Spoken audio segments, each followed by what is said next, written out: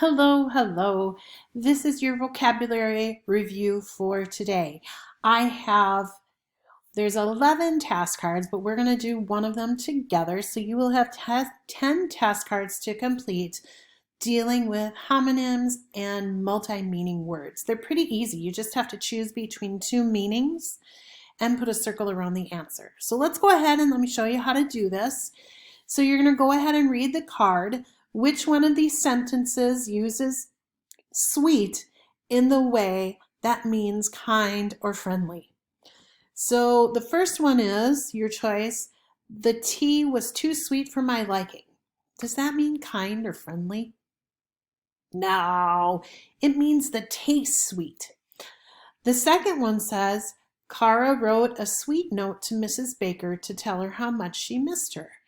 Is that using sweet in a kind and friendly way? Absolutely. So we're going to just go ahead and click and drag that circle and circle the letter B. That's all you have to do. Pretty simple, right?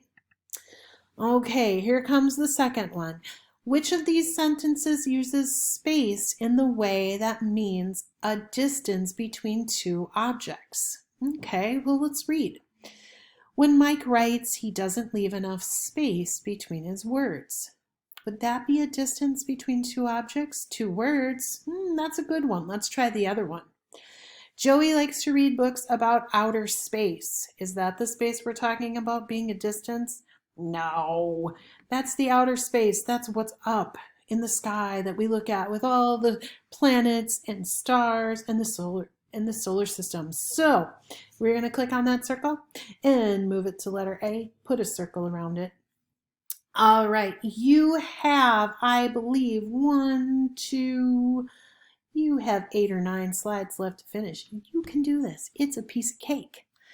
So enjoy your vocabulary review, and I will check it, and I'm excited to see how you did on this.